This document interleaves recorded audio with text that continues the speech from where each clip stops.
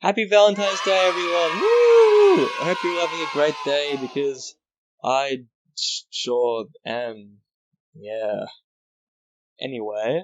So, this is the devlog for the new maze map. I'm going to be making a procedurally generated maze that uses a seed. How I'm going to be making the maze is I'm going to be dividing the map up into nodes. These nodes are every second tile, so every tile that's on every second or every odd row and column. And then in between nodes we have these bridges that are just the connections between nodes. We don't want to have any diagonal ones, we just want to have horizontal and vertical connections. And we'll basically work with these to generate the maze map. First, the game's going to select one node at random, and this will be the starting node, and this is where the maze will start generating from. I'm going to write a method here that gets called in each node, where it runs through all of its adjacent nodes and tries to activate it. For the starting node, it has a 100% chance to activate all 4 or 3 or 2 nodes next to it. For each other one, I started with a 50% chance and then I changed it slightly. As you can see here, we have it just looks like a bunch of random nodes activated. Each of these tiles are the ones that are represented by the nodes.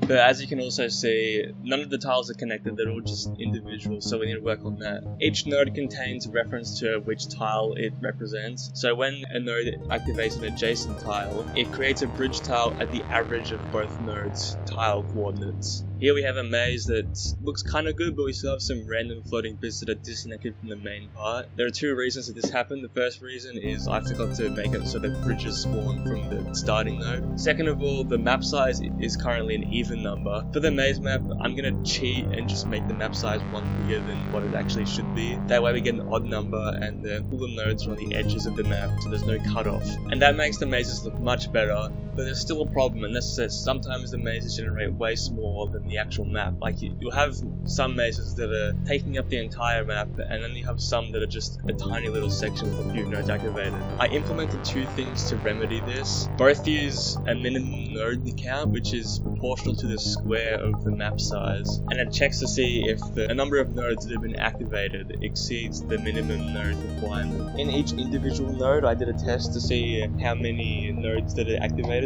If it activates 0, I force it to activate one of the adjacent ones, and this only happens if the minimum node count isn't exceeded. This works decently well. Sometimes we get bigger mazes, but sometimes we have a node that's in a corner and it's next to 2 already activated nodes, so I was unable to activate any further ones. Here's a quick little intermission of me just messing around with really massive maps. The second thing I did to fix the problem was the more obvious one, and it's just when the map finishes generating, the game itself does a check to see if the minimum node requirement has been reached. If it hasn't, it picks a random activated node and basically starts a new chain of generation, where essentially the maze just branches off from a random point, and it will keep trying to do this until the minimum node requirement is reached. And that yields some really nice clean mazes. I'll just show you a few on screen here, but there's still a few more things that I want to add before it's finalized. Due to the node and bridge system that I use, there are these anti-nodes, I guess, that can never be activated. These are just the tiles that lie in between the nodes. What I'm going to do is give a chance for these to be activated. The chance will be proportional to the